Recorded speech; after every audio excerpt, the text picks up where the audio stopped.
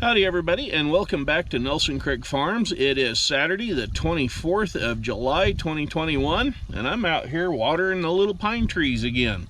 So stay tuned. I'm going to give you an update right quick here on what went on Thursday night at the planning and zoning meeting regarding the neighbor's property and the solar farm.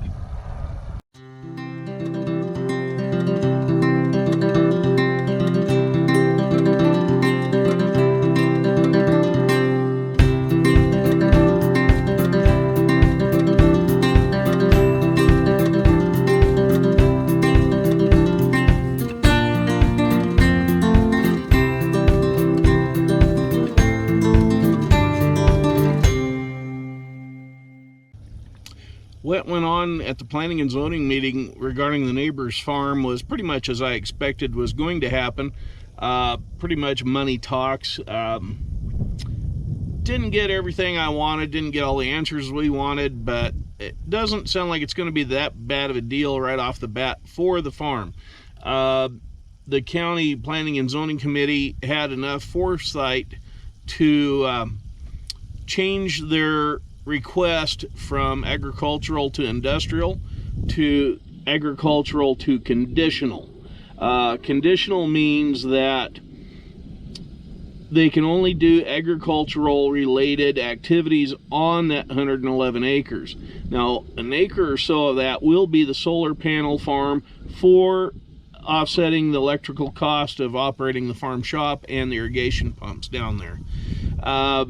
So I'm a little concerned yet on what will happen with the 110 acres, but the reason why I'm not up in arms over that is because anything they want to do that isn't agricultural related, like I'd mentioned in a previous video, like putting in spud cellars, grain storage elevators, that sort of thing, they're going to have to reapply to change whatever to the Planning and Zoning Commission to do anything else out there on that balance of 110 acres.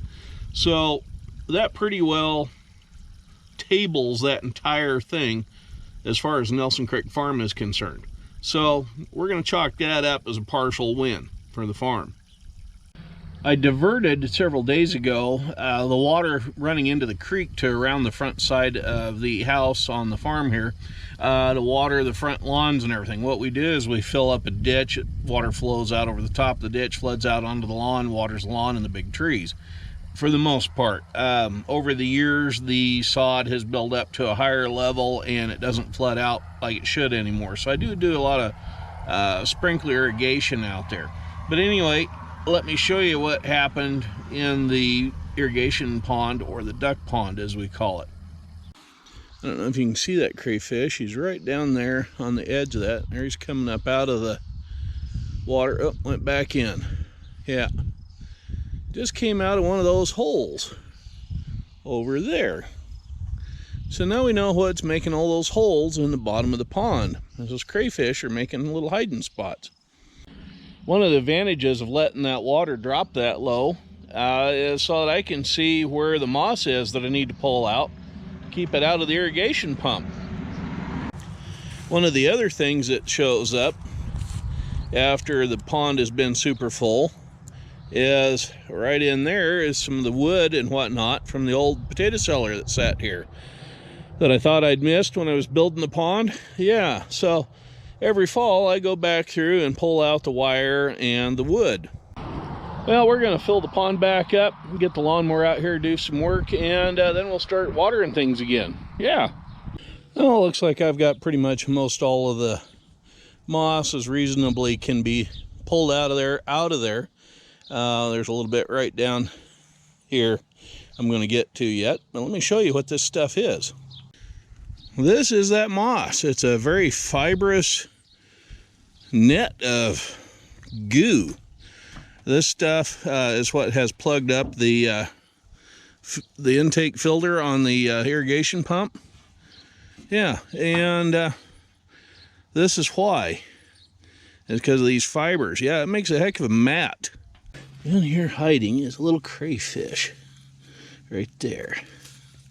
Let's see if I can't catch him and throw him back in the pond here. Come on, baby. I don't want to hurt you. I want to catch you. Yeah, there he goes. He's almost in there. He's down there in the mud, almost to the water. Oh, he's right side up. He'll find it. He's better off down there than he was up here at the top.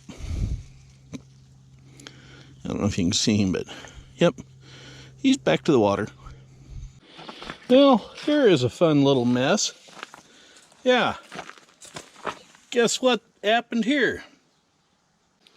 I was mowing the tree line with the rider out there along the west side of the farm, and I ran into my string line. It's bad enough to have one blade under there to get twine wrapped around, but you have two under there, you might as well sew it together. Yeah. Ugh. Well, I don't know if you can see it. There's the mess. Oh boy. A lot of fun that's going to be under there.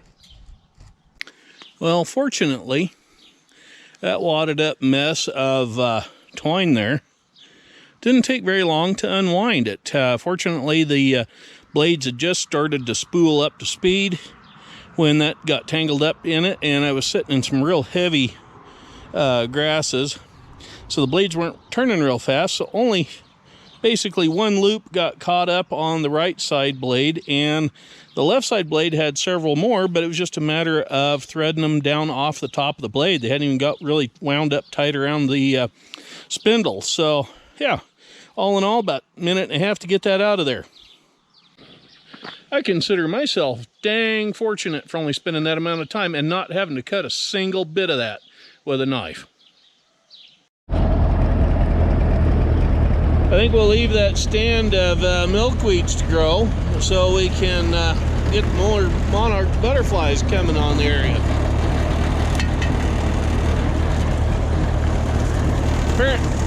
Apparently milkweed is one of their most favorite foods to eat, so I'm going to save those milkweed plants. Well, I think that's going to wrap up today's little video.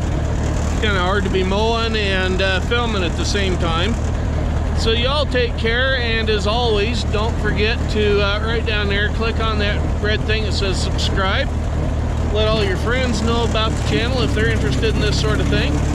And yeah, we're going to see if we can hit 200. We gained another couple here in the last day or so. So yeah, stay with us, and I'm going to get back to mowing the roadsides here at the farm. So y'all take care. I'm Farmer Dave. We'll see you later. Bye-bye now.